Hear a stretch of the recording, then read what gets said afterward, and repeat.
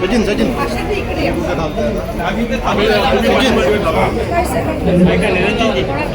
खाली घ्यायला सगळ्यांना व्यवस्थित नाही तुम्ही मध्येच थांबा ना मागे जागा भरपूर राहते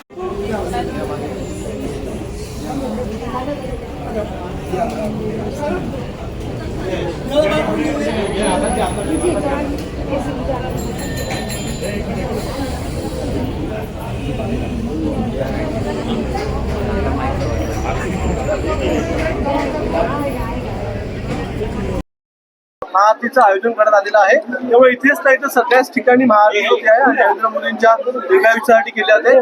काय सांगाल, कसा उत्साह आहे आणि एवढा नवीन विक्रम केलेला आहे, त्या विक्रमाबद्दल काय? मोदीजींच्या सरकारला 12 वर्ष पूर्ण झाले आणि एक नवा विक्रम खऱ्या अर्थाने मोदीजींच्या माध्यमाने पंतप्रधान पदावरती झालेला आहे. आपण बघितलं की या 12 वर्षाच्या कार्यकाळामध्ये देशाला एक वेगळ्या उंचीवरती नेण्याचं काम मोदीजींच्या माध्यमाने झालेलं आहे.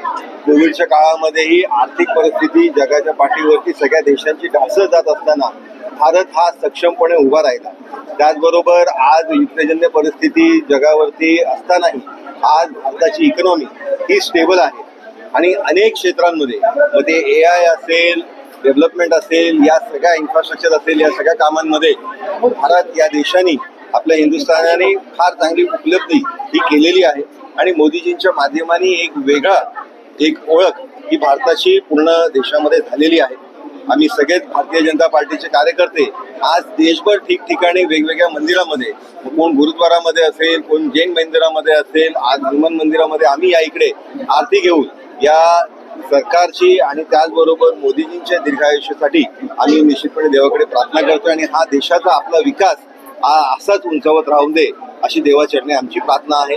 सर्वच भारतीय नागरिकांना चांगली परिस्थिती, चांगली आर्थिक परिस्थिती, सुफलाम आपला देश होऊ दे हीच देवाचरणी प्रार्थना.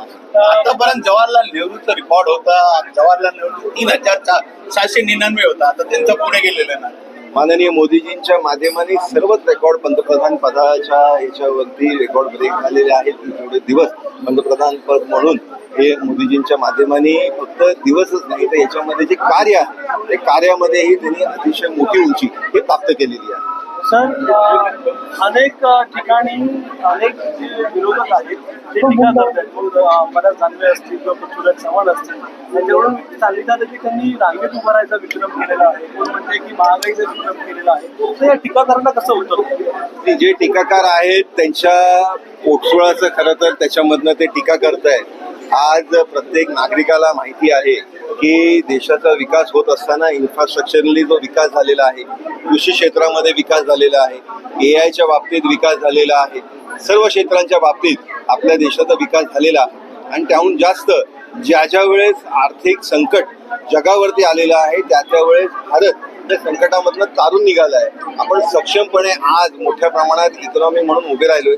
सेमीकंडक्टरच्या बाबतीत असेल किंवा अनेक अशा प्रोडक्शन्सच्या बाबतीत असेल, आज आपण जगाच्या पाठीवरती एक मोठा देश म्हणून उभारलेलो आहोत.